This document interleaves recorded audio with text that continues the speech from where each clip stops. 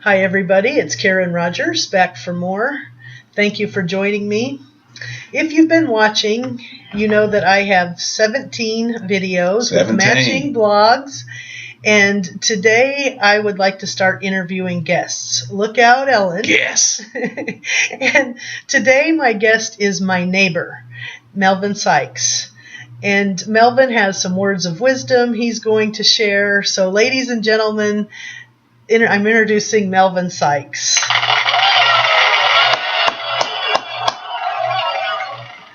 Melvin, thanks for being here today. Thank you. All right, the first thing I'd like for you to do is just introduce yourself. Tell us a little bit about you. My name is Melvin Sykes. Originally, I'm from Wyandotte County. I've been out here in Olathe for 11 years. And how'd you get out here?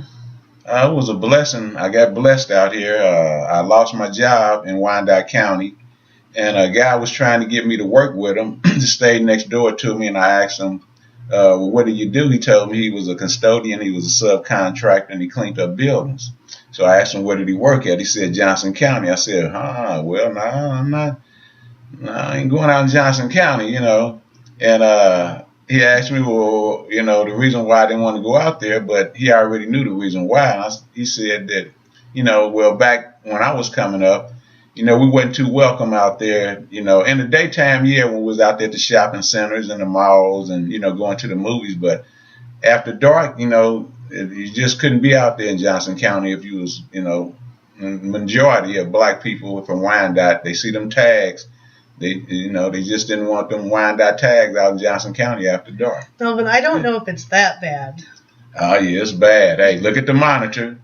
For those who all live in Johnson County, for those who all know to stay in Wyandotte, oh, yeah, you see the difference now? That's how big of the difference was back then. And how long have you been out here? I've been out here 11 years, thank God. He done blessed me out here. And you call it heaven? It's like heaven out here, and like where I come from is like Vietnam. Big difference. All right, one of our first conversations we had is you were telling me about to be careful when you get mad. Because when you get mad, you mess up your own stuff. Oh, man, yes. And I think it's really good advice. And can you just explain to people in your best way of what to do when you get mad? Yeah, real quick. Well, without even making nothing up. It's 11:45, 15, 20 minutes to 12. Take a minute, think about it. Everybody that's out there watching, we're going to give you an IQ test. Since you've been up this morning,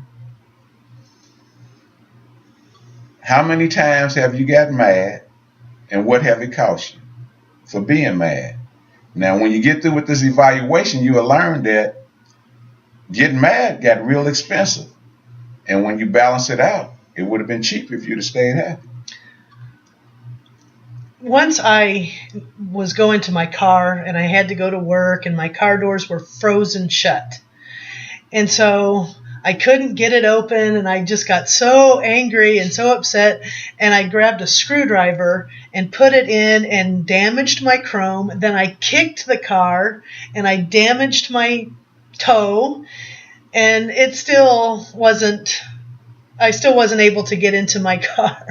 Prime example of what I mean by do not get mad, because what happens is that, take a minute and think about it. The average person that gets mad, you don't really get back at what you got mad at. You normally tear up your own stuff. It'd be stuff that belongs to you.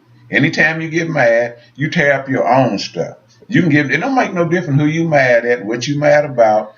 You tearing up your stuff. And when you tear up your stuff, it gets real expensive. And then after you get mad, you balance it out. Like I said, it would have been cheaper just to stay happy. And then it's your own stuff that you're tearing up.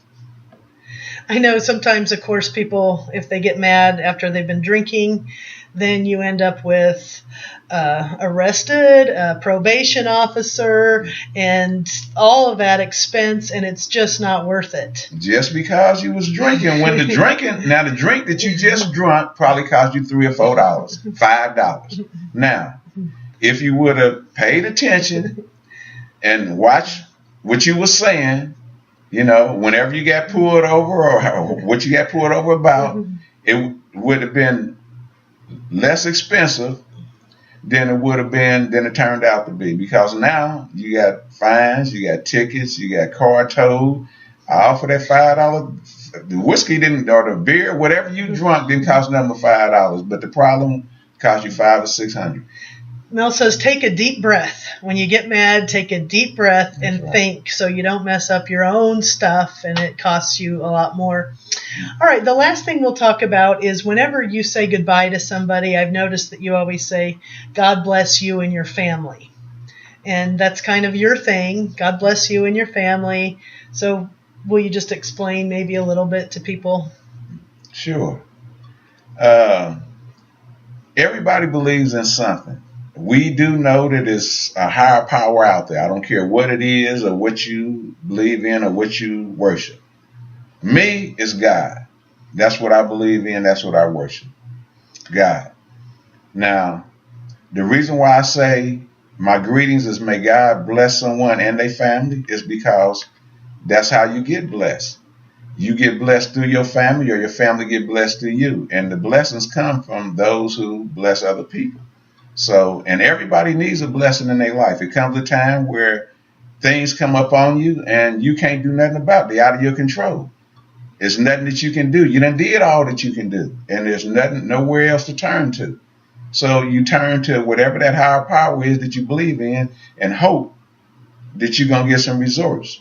But in my case, the God that I believe in, when I get things and they get out of control and I can't figure them out or I can't deal with them and I take them to him, I do get results. So it's the same for anybody else. You do need, it comes a time where everybody needs a blessing in their life. And the only way you get a blessing is you have to bless somebody else.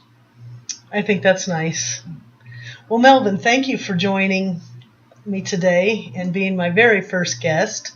Thank you all for watching. Yes.